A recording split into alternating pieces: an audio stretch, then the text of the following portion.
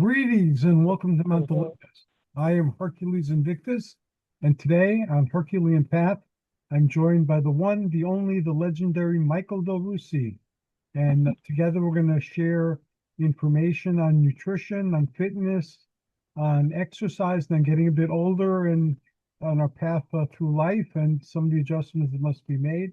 We are not doctors. We're not giving medical advice. We're not selling you anything. We're not selling you even a system. It's just we're sharing our experiences and our insights.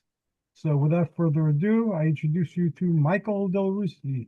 Greetings, Michael. Good evening, everyone, and it's a thrill to be here. And I'd like to start off, if I can. I've uncovered some very interesting research Oh, great. on neuroplasticity, and I think it's going to really affect each of us tonight in a very positive way in terms of moving forward.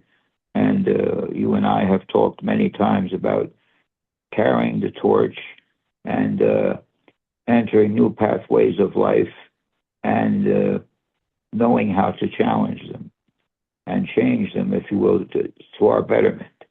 And I've got some interesting information that I definitely would like to share.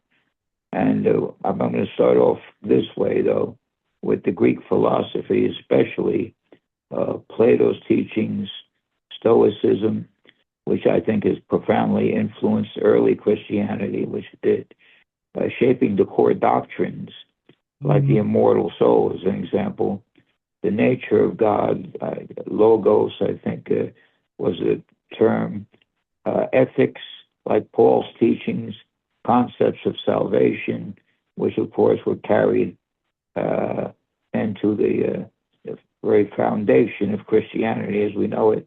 And logos, I believe the Greek concept from Stoicism was adapted to describe Jesus as seen in John's Gospel.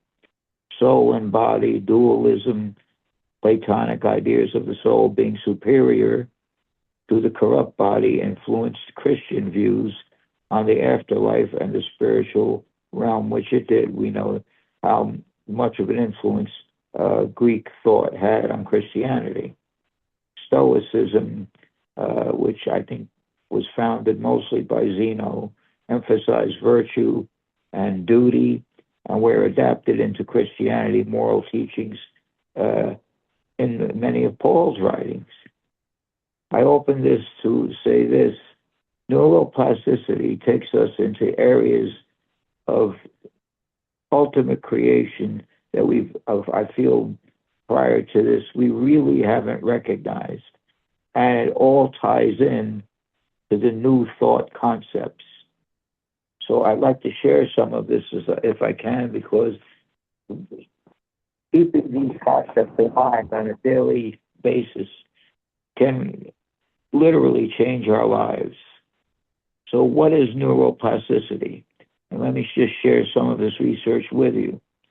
It is the brain's amazing ability to recognize itself by forming new neural connections throughout life, allowing it to adapt, learn, recover from injury, and change its functions in response to experiences, environment, and even trauma and disease. This is exciting. Let's go on for a minute. It's like the brain's rewiring system where nerve cells can compensate for damage or adjust activities, enabling new skills, habits, and improve cognitive fitness. And you and I have talked in the recent past about adapting new skills and habits depending on where our lives are taking us. Can neuroplasticity change your outer reality? This I found very interesting.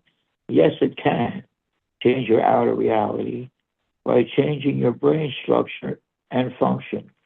This is enlightening right in itself, because I never looked at it this way. Even though we know the invisible world and the physical world, there is a connection between the two. This is certainly exciting information. Influencing how you perceive and interact with the world through new neural pathways. formed by focused thoughts and experiences, and retaining your brain, creating filters based upon those past experiences and beliefs. Neuroplasticity lets you consciously build new filters, shifting your interpretation of events from negative to positive, or from threat to opportunity. How is neuroplasticity works to change your reality? It lets your brain constantly create new filters, shifting your interpretation of events from negative to positive, or from threat to opportunity. Building new habits, repeating actions or inactions strengthens certain neural pathways, making those behaviors automatic. Thus, you weaken old negative pathways and strengthen new positive ones, changing your automatic responses.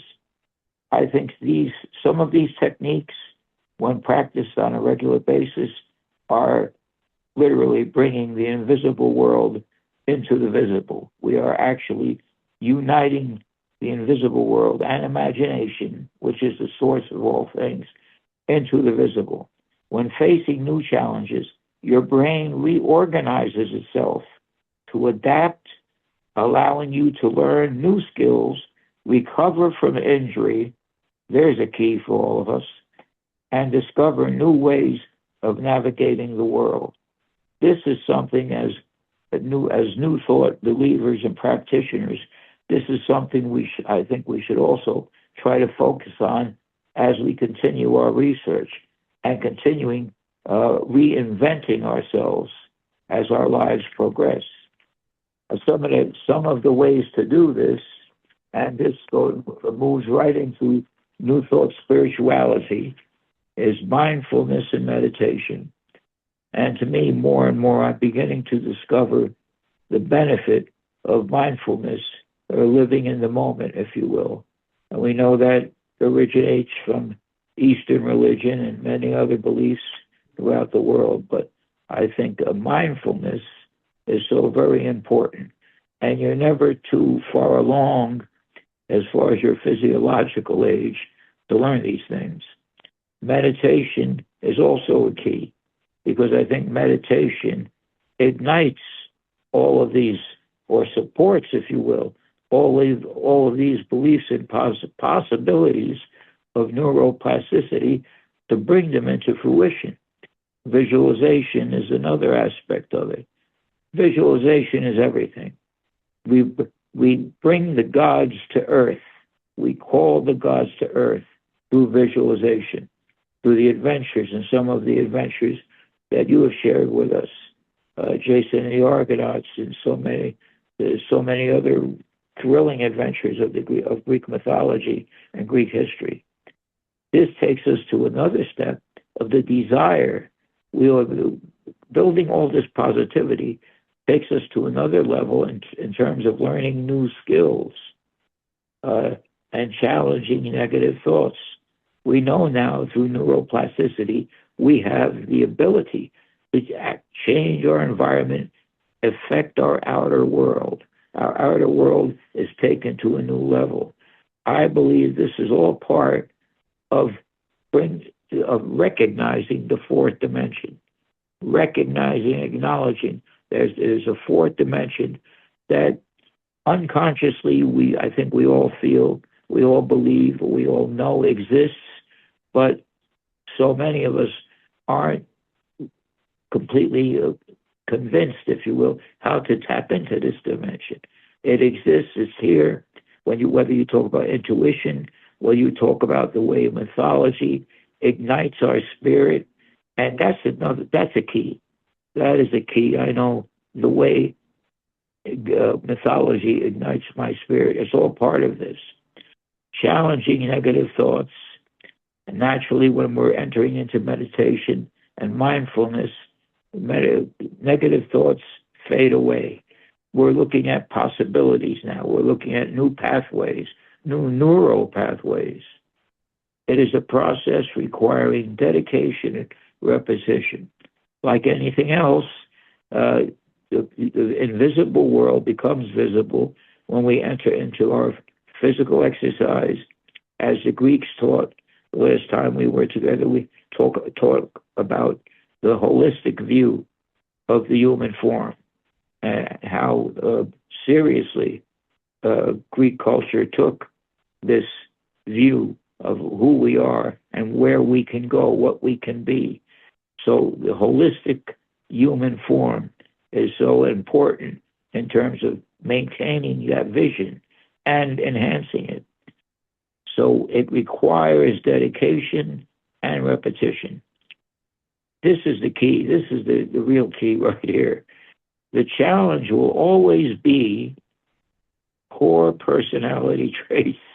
I have to laugh at that, and you'll forgive me if I do, because in our previous get-togethers, I have spoken about this many times in terms of my own personality. But this is the key. When we ask ourselves, okay, I have all this knowledge contained within. I've focused on this knowledge. I've studied it. I know how the powers of my brain, my thinking, my imagination can really change my life over and beyond what we see in the third dimension. But there's always a challenge of core personality traits. But with techniques mentioned above, what we have just mentioned, we can change these responses and behaviors. Well, that certainly gives me reason to hope. So all of this enhances the perception of new thought. We are extensions of one great creative intelligence, and we have all of this before us. In my case, my personal beliefs, I don't think the Master, Jesus, came here to die for our sins. I think this is all, created by a structured Christianity, if you will. I think Jesus came to teach us the next level of thinking. And everything I've just shared with us tonight takes us in that direction. What we can actually do, uniting the third dimension with the fourth dimension, and as torchbearers, moving us forward intellectually, creatively, and enhancing our imagination. This, however, this last paragraph that I have read, if you will, it brought me the most enlivened thinking, if you will, because I said to myself, this has always been my problem. Your core personality, we'll never get past that thinking in third dimensional terms. We will never get past it.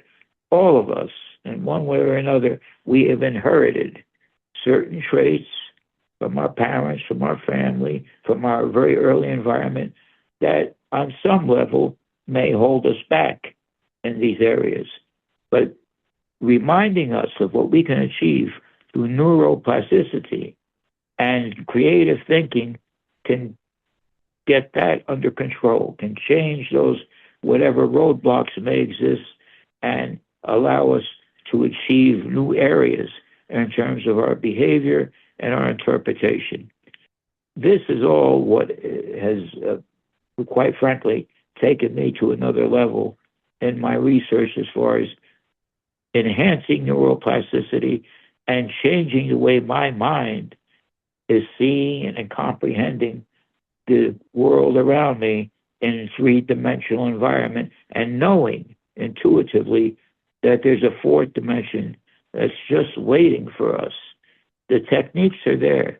The techniques have been taught one way or another by the great sages that have come before us. And here they are right here available to us. I don't know about anyone else, but I was never taught any of this in school. I was never taught any of this in school. In biology and science, no one ever mentioned neuroplasticity to me. But here we are. Our techniques is the doorway to the infinite, literally the doorway to the infinite.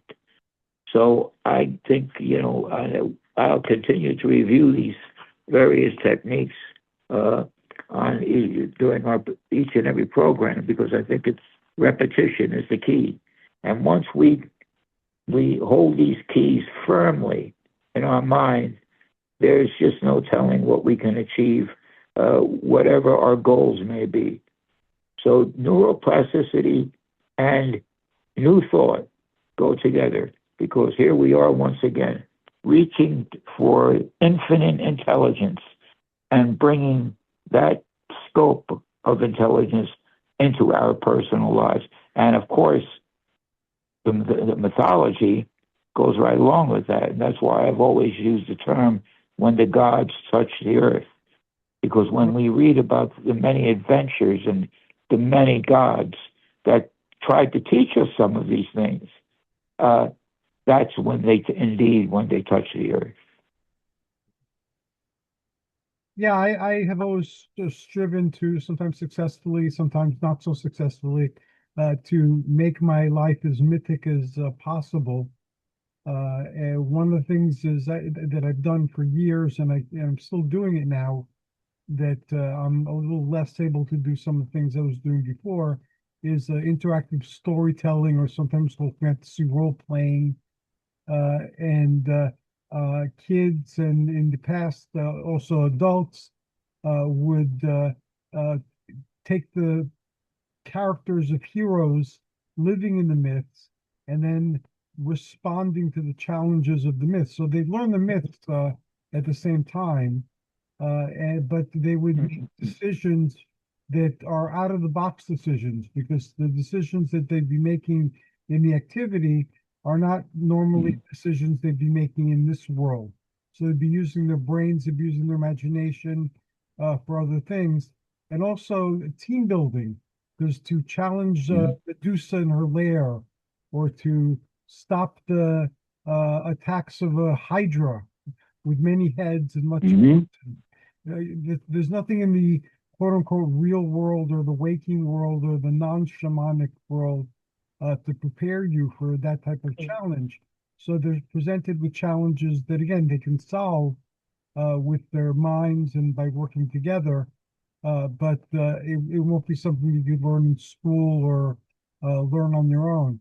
So I find that that's one way of living mythically.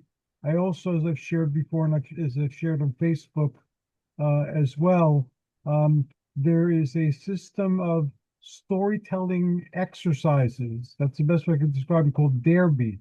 They're available for free, and there's literally hundreds of exercises. So if you wanted to, let's say, challenge yourself to build a Spartan physique like the Spartans, they have Spartan exercise programs where you can do that. Are they exercise programs that the Spartans themselves did? No, I seriously doubt that. But they evoke being a Spartan in our imagination, and they get you in a certain level of fitness.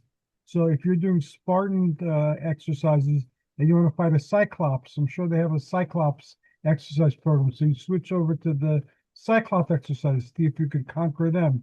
So you can basically arrange and rearrange it any way you like.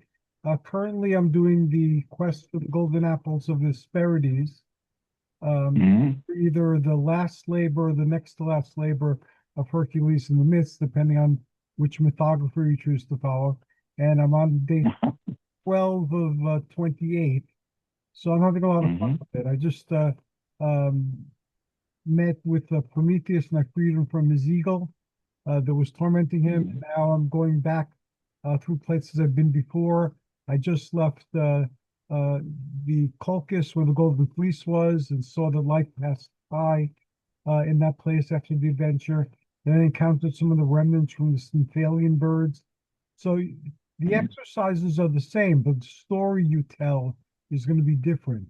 The way you attach it to a story will differ from how I attach it to the story. It's the same exercises, but we'll use them in different ways to craft and to experience stories that resonate with most.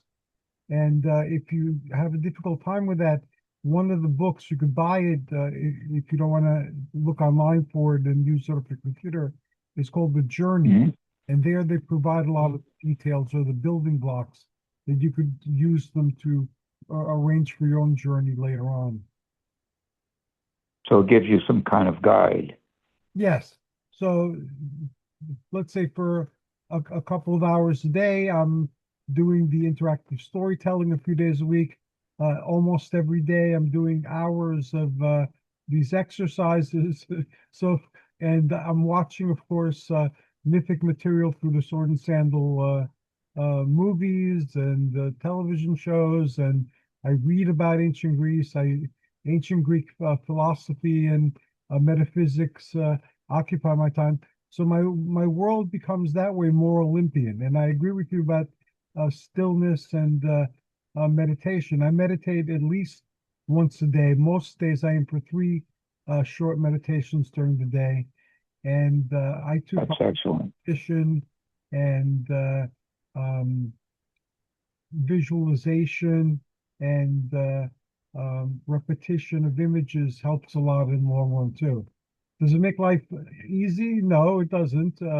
But you get more out of the challenges of life and you have a better attitude when facing them. Because the challenges are what makes you grow, makes you evolve, it makes you change. It opens your door to new possibilities and has you think in new ways. And I'm old enough to have noticed more than once that my attitude determines the quality of my life to a very great extent. If you have a good attitude and you have a positive outlook toward life, your life feels better on a day-by-day basis than if you have a negative outlook on life, because that'll keep you in a negative state. So that most of what happens to you is negative or victimizing. So all the things that you shared, I consider to be very important. And we share the Greek mythology, although we diverge in other mythologies. And Hmm. there too, the communication of those understandings, the mythology serves as a language with a common set Hmm. of symbols that convey great truths to make it possible for you to convey these truths. So I'm really excited about these conversations. I always look forward to them. Well, everything you've said so far, just I felt the excitement of my youth overwhelm me. And here's what's interesting: everything you've described just now can revitalize both my mind and my body in an instant, in a split second. It's like when you're ready to take your workout and you put on one of our legendary sword and sandal films. Well, I'll choose one, Atlas in the Land of the Cyclops. You Uh-huh. mentioned Cyclops earlier with Gordon Mitchell, I believe. I put that on, and there are my weights and my exercise equipment lying before me. No matter what kind of day I have had, the neuroplasticity begins to change the patterns of my thinking. And I suddenly, the spirit of a child, and I want to know if you've experienced this as well, the spirit of my youth immediately overwhelms me. Does it affect you that way, no matter what kind of day I've had? Have you felt that same enthusiasm suddenly come upon you, sometimes almost instantly? Yes, Yeah. sometimes I get into the zone and it takes me beyond the present moment its concerns, and I'm immersed in the activity and transcend the the the part of me that's here on Earth, I guess, even though here's where I'm performing the activities. And the stories too. I used to have long ago when Google groups were the thing and Yahoo groups before then, something called Sword and Hmm. Sandal for the Soul, where I used to do like mini reviews of whatever Sword and Sandal movie I just watched and share the lesson I learned from that. And I decided that now, uh, decades later, I would bring that back and show that even though Sword and Sandal movies are an entertainment and they're not a high budget entertainment, they had a lot of things that they could teach you if you thought about them, and each one of them contained a lesson. So I'm going to start sharing those lessons again. I'm starting with the Sons of Hercules, which weren't originally Ah, Sons of Hercules. That was just a marketing gimmick. There were a bunch of uh, sword and sandal movies that they couldn't market separately, so they put them all together with mm, that story that these were the Sons of Hercules. And it's funny because in one of them where he's with Ulysses, um, the son of Hercules is Hercules himself. So I thought that was Mhm. funny. And one of the some Hercules is a caveman when dinosaurs were Mhm. here. So anyway, but still, it's a good gimmick. And I have a Facebook group where I'm publishing the movie themselves. I think only a couple of them aren't available in the public domain, but everything else is. And I'm putting Mhm. links to the information about them and what Brian has written for his drive-in theater uh, Mhm. to those pages. And then I've taken the ancient myths of the sons of Hercules, and I made a group that shows you the plays that were written about them, the stories that are told about them, the historical reality, and things like that, and created links to those. And then I'm taking some of that information out of there and some of the other groups and making a separate group about the metaphysics of the Hercules legends. And I'm starting with the memorabilia of Xenophon, which tells the story of Hercules and his choice, how he was at a crossroads and two beautiful women approached him, and each one tried to sell him on a different way of living, one a hard path and one an easy path. And of course, he chose the hard path. Mhm. And even though that was a lot more difficult and slow, it led to his Mhm. eternal glory and immortality. Um, but the myths in Greek, the words mean something slightly different, but generally the gist is the same. So I have there a copy and some tapes about the memorabilia, and I'll be introducing other philosophical works as well, because Hercules was honored by the Stoics as well, by the Cynics, and by a lot of Mhm. ancient schools. So I'll be drawing links to and summaries of all of these different works to show how even a rough and tumble legend like that of Hercules can serve as a lifetime's worth of spiritual exploration and growth, which is the path that I've taken.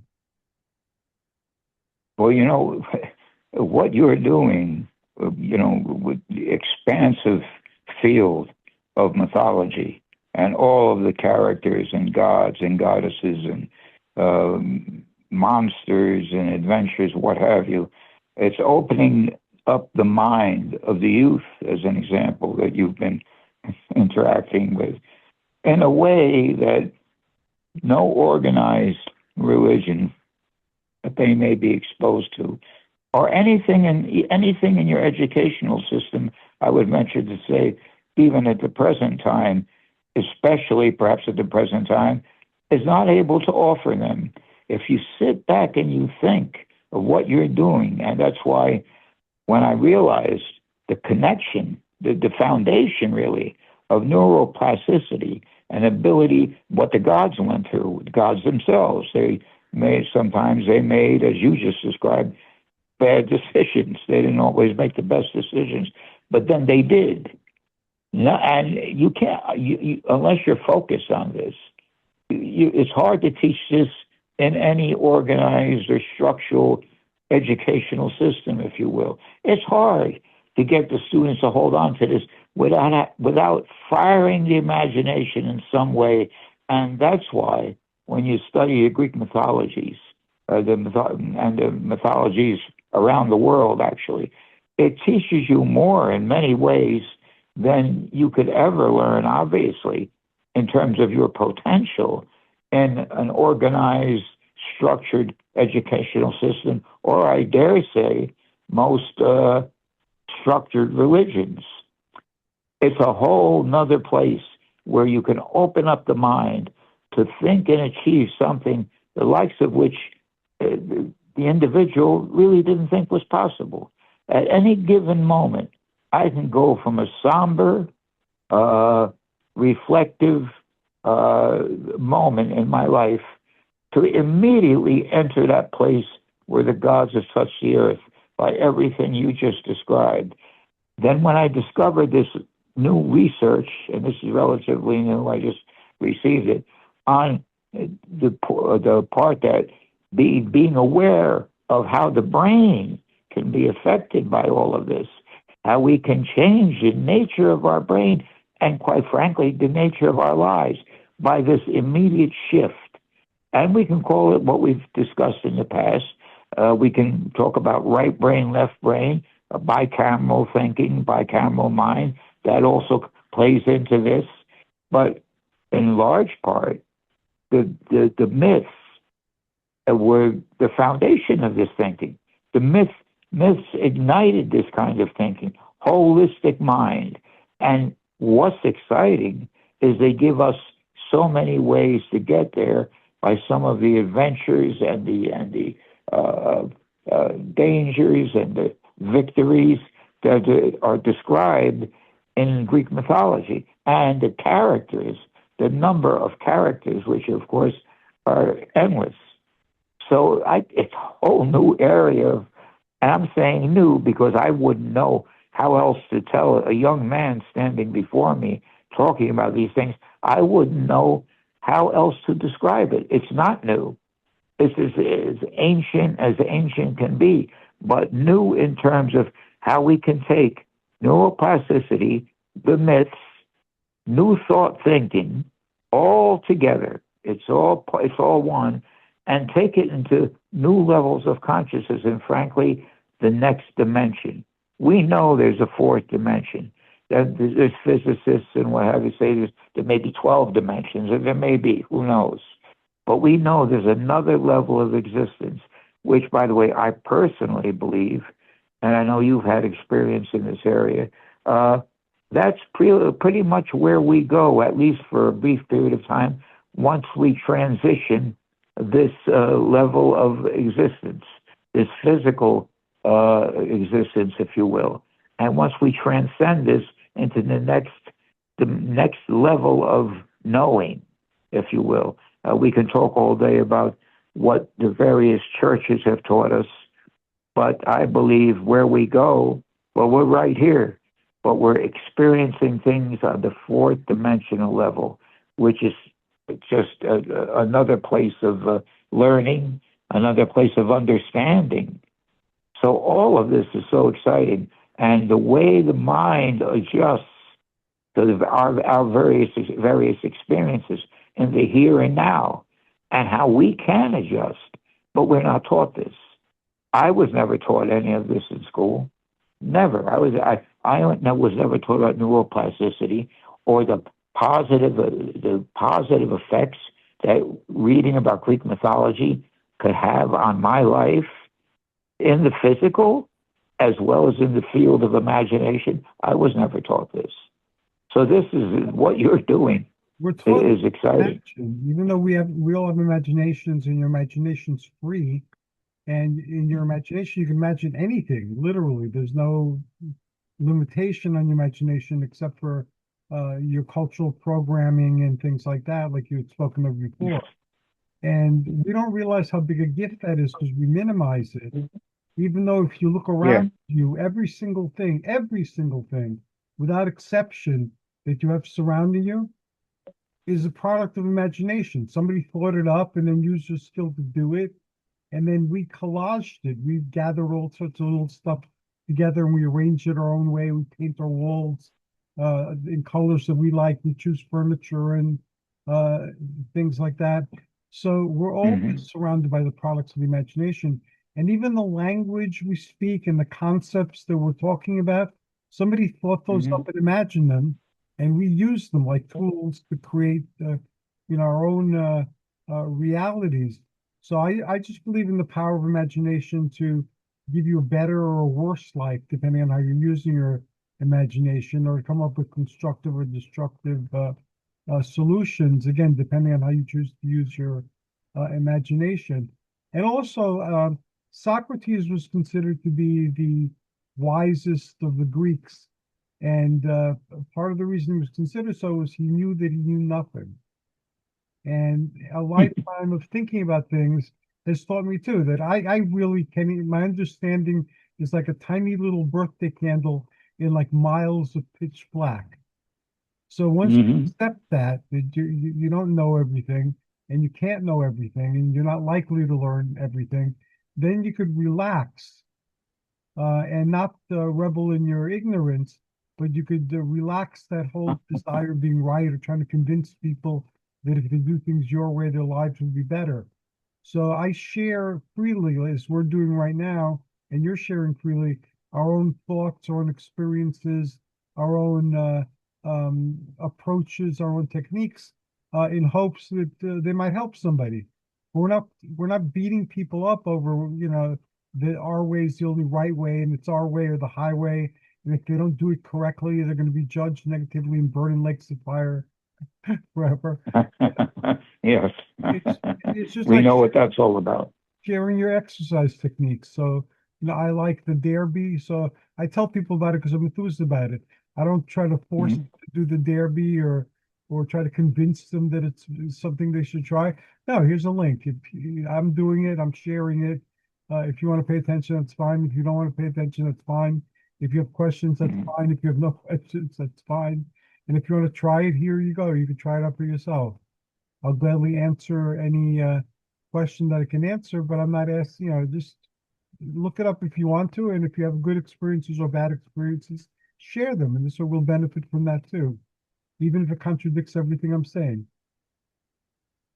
Absolutely. And that's what you're describing, of course, and you've done it very well, is the expansiveness of our minds and imagination, the power of imagination and creativity. And the interesting is, part of it is, it's all part of one field. And I was never taught this growing up. I was never taught this. I can only speak for myself. But we're one creative field, and within that field are all of these tools, if you will. I can't think of a better term right now. All of these tools that can link us to different levels of existence. Let Hmm. me repeat, the different levels of existence. We have it right here. As the Master said, Master Jesus said, the kingdom of God is within. How little we organize religion, for my part anyway, focus on just that one concept. Even in terms of his healings, we know that there were between, I think, 31 and 47 documented healings, and according to Scripture, there were many more, too many to record within the confines of those pages. But what mind over matter, mind over this matter, mind dealing with a new area of matter. But what's exciting is when you study what the brain can do, how the brain can make changes according to how we think. The brain is quite ready to respond.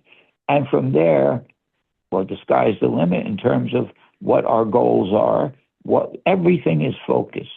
Everything that you just described is absolutely true. And focus is that's where our responsibility comes in. That's We can either take what some information someone else has given us or some institution has forced down our throat in terms of information, how we should be thinking, or we could expand, study various areas of thought, concept, metaphysical concepts, beliefs. Well, look, this is what the Gnostic teachings brought many in that to a new place of belief, and so much so that some were condemned and vilified for it. But this is where we are now, where we can actually scientifically define these abilities that we have to transcend not only this dimension, but the challenges in our lives. And the only challenge we have, the only challenge, and this is what, quite frankly, lit the fires in me today. I just came upon this. Is the very last teaching, the last chapter of the material I had, is what it said, the challenge will always be, I love this, the core personality traits, but with techniques mentioned here, we can change these responses and behaviors. Well, I came to a point in my life where I knew I could have been much further in life, much further than I am, and I readily admit that, in the third dimension. If I didn't allow what I was exposed to as a youth to overwhelm the possibilities, potentials of my mind. But how could I have known? All I knew, the only influence that took me farther was Greek mythology and the sword and sandal cinema, which is why they are so profound and meaningful to me. Look what could happen. Look what I can do. Look what they have done. I can identify with that. I can identify with the betrayals and the heroics and the magic that mythology has brought to my life. So can you see how, for me anyway, what an enormous challenge. And to be quite honest, those traits are still a challenge for me today. But when I enter into what I know now, the knowledge that I have managed to consume, I realize, there's so much joy now. There's so much joy because I understand even more profoundly what the myths and metaphysics and all of this field of growth means to me. I understand it more now than I did, obviously, 30 years ago. Forgive my bit of coughing. I was drinking hot cocoa, and some of it went down the wrong pipe. So, are you okay? Yeah, I'm okay. But I apologize I wasn't able to shut off the sound in time. Is your voice? I know my voice is still not 100%, so I have to apologize to the listeners for that. I'm getting over whatever this was, but what I hear, from what I'm hearing, the hospitals in New York City are jammed with this. It's the flu, the COVID, it's a number of things. But yeah, we have to be careful out there. What I wanted to share as well, if I can, is that for me, all of these concepts that expand our mind, that get our minds to work in a more positive way in our lives, are really united.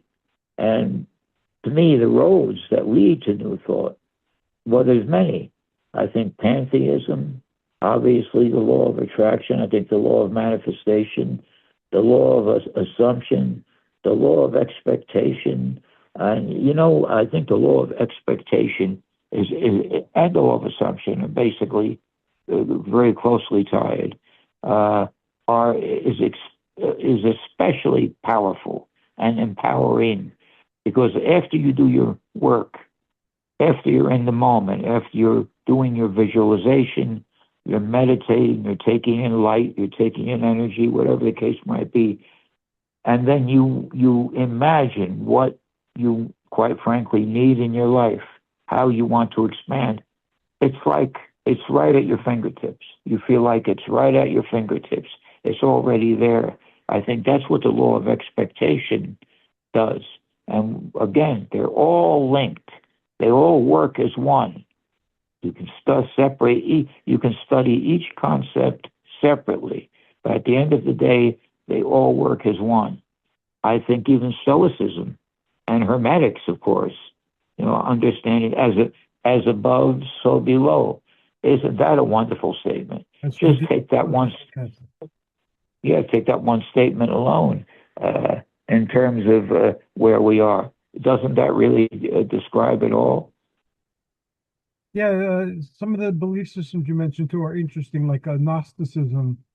That's very interesting because it was from the Mediterranean, and it's familiar if you're familiar with Greco-Roman things, like different levels of gods. In Greek mythology too, in Roman mythology, you had in the beginning the void or chaos, as it's sometimes called, and then you had abstractions. And as the generations of the gods or the levels of the gods progress, they become more and more human, and less elemental or primal or abstract. So with the divine spark, you can see the descent and its encapsulation into the physical form, which can be seen as a prison, a temporary housing. It can be seen in a variety of ways. And Gnosticism, depending on which teacher you studied, there are differences. So it's either the universe is a good place or the universe is a bad place. and then they introduce you to a bunch of in-between beings like Sophia, which means wisdom, or Logos, which means the word, or the cosmic Hmm. Christ. And then the stories that they tell about them, just like in Greek and Roman mythology, contradict each other. So it's not consistent, the mythology. Um, That's right. in Gnosticism, it's different than in other systems of belief because the point isn't to believe in Gnosticism, it's to know. So the Hmm. kingdom of heaven is within you, which you pointed out. It's not to believe that as a belief, it's to actually realize that it's true and to remember, and that they're not trying to get information uh, or know things. They're getting to Hmm. free themselves of the information that's obstructing them from knowing, and then to just plunge yourself into the knowing. And then you don't need to read any books. You don't need to talk to any wise people. You don't need to wonder about things. The authority is within you. You're already a divine being, and you're stuck in a mind prison. And whether it's good, bad, or not, you're an immortal being. It's just like in a mind prison, and you don't have to evolve into one or um, earn being one. You already are that which you most seek. So it's a very Hmm. different way of approaching the whole quandary of our divinity and our ascension revolution. So I've been studying Gnosticism again for the past year or two, and I'm finding a lot of Hmm. value in it. I don't agree with the system 100%, but it's interesting to contemplate, and it's interesting to experiment with the way that they look at the world because it's very different. It is very different. But tell me, doesn't it, at the end of the day, doesn't it come down to, in many ways, to the I am concept that we are, we're individual, obviously, but we're all connected to that one I am. Do you see a similarity there? Yeah, it's a Or, same. It's I am, but then everybody is I am, and I mhm, is the one expressing itself through a variety of perspectives and viewpoints and points of reference. But mhm, it's also true, like you said, with the neuroplasticity, because you could define yourself as anything and have a chance of mhm. becoming that if you believe that you can. Absolutely. And that's where personal responsibility comes in. We do have a personal responsibility. We have been given that gift to seek. I was talking to someone yesterday, he's a close friend, but we have, I wouldn't say, we have very different ideas of what humanity really is and what we should be pursuing or not pursuing. And he is of the thought, a very intelligent guy, but he is of the thought that basically we will always revert to our primitive selves. That at the end of the day, we're vigilantes, if you will. We are not really meant to grow. We will always be uh, cave people, if you will. We will always be fighting for survival, and no matter what environment we may be in that may seem constructural and civilized, that basically we revert back. I disagreed with that. I said, with all due respect, if that's an individual choice, if that's the way you want to see humanity in this dimension, that's your choice. But here's the key to me. Here's the key. The very fact that ancient man, going back to ancient cultures of every type, always reached out. They were worshiping. I remember reading about planes during World War II that had crashed in certain islands, and I'm sure you've heard the story. Yeah, And the natives immediately made that plane into some kind of god, some kind of image to be worshipped. We're always reaching for more. And what I try to explain to him is there's within us is we are wired to seek what's above, what's beyond this dimension, We are wired. I don't care where your politics are. I don't care if you're a survivalist, if you blow up rocks and trees on the weekend, as he does, he happens to do. Uh, Is it we, Howard's Conan? That sounds like something pretty Howard wrote. Civilization is right. natural. What do you call Mhm, barbarism is the natural state of mankind, and in the end, mhm, barbarism must ultimately triumph. It's not an exact quote. It's been years since I was memorizing mhm. Howard quotes. But that's what your friend sounds like he's espousing. Yeah, and very, very bright. But he feels, Mike, if you're more hopeful than I am, I feel such and such and such. This is where, and I try to tell him whether you're right or I'm right or we're both wrong. The fact of the matter is the opportunity for neuroplasticity to get our minds to grow into another dimensional area of thought and literally change the environment around us is there. Is there? It's there for us for the taking. If you choose not to reach those places, if you choose not to reach for the invisible to become visible, then that's on you. That's on you. If you choose not to cross into the next dimension and back again, which we have the ability to do, well, that's on me. But the deny that the ability and the possibility, the concept, the possibilities are there is foolish because we know that it's there. Mind over matter has been proven in countless ways. Science has validated that. Science doesn't always pursue an explanation, but as an example, we know that the placebo effect doesn't work for everyone, Right. but if you do your research, science as we know it, conventional science has validated, yes, it does exist. The brain takes over, and miraculous things, or what we call or consider miraculous, have happened. Just if you only one possibility is validated, what does that say? If one possibility has been scientific, what does that say? Yeah, that it's indeed possible. And even if you're not into the metaphysics or the psychic nature of the mind, dreams, if you have dreams every night, and we all do, in dreams, you're living in a 3D hologram with its full sensory engagement, and your brain is creating that.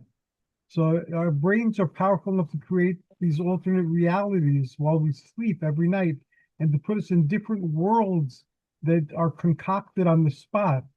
That's amazing that we have such creative power. Even if we're not trying to Absolutely, get that, just that we have it. and you described that quite well. That's exactly, it's there for us. But if I don't reach for it, well, the bottom line, if I can't imagine it, and I do not allow that pathway for progressing into the next level of existence, well, whose fault is that? So, if you want to live that way, you want it that's the way. If you're only affected by the physicality you experience around us here in this dimension, fine. That's on you. That's on me. But I know personally, and I know that you've had your experiences, that there's something else out there. And neuroplasticity and the great mythologies give us the opportunity to accept that realization that, wait a minute, there is another level of existence. And it's hearing these tales and stories and adventures and the gods and how they spoke to us and how they interrelated with us. It's right there. All we have to do is reach out for it. And mythology also tells you like what are the gods? A lot of people say that the mythology doesn't tell you, but it tells you they're beings of light. It says that in the myth of the birth of Dionysus, when Mm-hmm. Semele became pregnant with Dionysus. Hera in the stories was, of course, spiteful, so she convinced Mm-hmm. Semele to ask for Zeus to appear in his natural form. and he begged her not Hmm. to ask him that, but she insisted, and he turned into a being of light. And we know from the myths too that they could assume the guise of animals or humans or natural phenomena, so they could change their appearance. And we know from the myths that they wandered among men to test the hearts of men and women.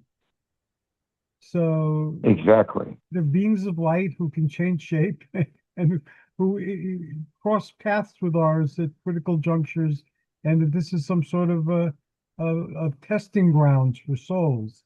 So all that information, without it being philosophical or theological, is there in the Hmm. stories. And as I Hmm. keep sharing with people, and we've talked about this before, the myths aren't morality tales. They're not do this. Because sometimes they show you what to do if you do something and it doesn't turn out well, or what things not Right. to do if you don't want things Hmm. to turn out well. And the gods are what they represent. So Zeus is power. And the myths about Zeus will show you what powerful people will do or can do. And that's not always a just thing. Right. Isn't that in some way, isn't that it's a lesson? They're giving us our lessons to giving us a pathway, a instruction book is the best way I can describe to what we can expect here. Right. And they're doing that by showing us their own experiences in terms of what they interrelating both with us and with themselves. So they're giving us the Greek adventures. They're giving us a path, an instruction book for survival. You know, we're going to make mistakes. We're going to be betrayed. We're going to betray, and all of the whole experience is right there before us in such a colorful and wonderful way. Like look at Hermes. Hermes is, of course, gave us the Hermetic arts and Hmm. a lot of metaphysics. But in the myths, Hermes can be a thief, and we know from looking we know looking at metaphysical systems now, a lot of gurus who sound very flowery and whose words have been recorded and followed with reverence. A lot of them turn out to Hmm. be skanky type of people who take advantage of their position to rob their followers of money or to Oh, to take sexual favors and things like that. So yes, it, the Hermetic sciences are the root of all deep wisdom that we have, but at the same time, the methods of getting that instruction are sometimes very corrupt, and we should be aware of that. So before we start getting involved in metaphysical groups, especially ones that are focused around a particular personality, it helps knowing the myths of uh, showing that this happens, and it does happen a lot in the myths. So again, it's life lessons, it's practical information, and if you take away the magical elements, the psychological elements are still very true, and they're helpful. and what's great about the stories of Greek mythology is that you're learning all of these lessons, but in a adventurous way, in a colorful, adventurous experience that you can find in no other place. That's what the myths do for us. But you're learning these lessons, and sometimes the lessons may not take hold until maybe many years later in life. But the best lessons we could, mhm, the best lessons we can possibly learn are right here before us, And and the mythologies have brought them to us. on those wise words, our conversation for today wraps up as well. Michael, thank you very much. I greatly enjoyed our conversation today, and I'm looking forward to our next conversation. If you're free on Sunday, we're doing a memorial to Eric von Daniken. Uh, Oh my goodness! so if you're Yeah, interested, just let me know, and I'll send you an I invitation. will. And I'll I send will. the invitation to both Facebook and your new emails. This way you'll have. Oh, thank you so much. I just read that today, and I was devastated. We lost a giant. We lost a giant. He opened the eyes of the world to what we're still trying to recognize and define. Yes, I'm good. Thank you for mentioning that. Okay, I will send that to you, and hopefully I'll talk to you then. If not, we will talk before the next time we're on the radio together. So Absolutely, it's been exciting. It's been exciting. Thank you. Yes, it has been for me as well. How can people contact you? How can they tap into your writings? How can they tap into your ministry? Oh, we do energy work and light work on a persistent basis, on a daily basis, twice a day. They can write their prayer requests. To Michael Del Russi, 135 Hazel Street, apartment 70 in Clifton, New Jersey. The zip is 07011. Write your prayer need down, write your challenges down on a piece of paper. Can be a few sentences. Send it to me. I will do energy work, prayer work, and I will write you back with my own personal revelations and whatever inspirations that may come my way that hopefully will be helpful. Thank you very much. And just letting people know that aside from Michael's 2 shows that he has on the channel that we do together, Michael is also a guest on several other shows, and he will be a guest on our ET UFO Entity Enigma. He'll be a guest on our Cerulean Sphere show and on some other shows that I'm developing currently that haven't launched yet. So looking forward to more Michael in 2026. Thank you so much. This has been great. You've opened so many wonderful pathways for all of us, and it's deeply appreciated. Thank you for your kind words. Ditto here. And I wish all, before we send out, a joyous journeys and amazing adventures. Good night, everybody, and Happy New Year. Good night, everyone. Thank you.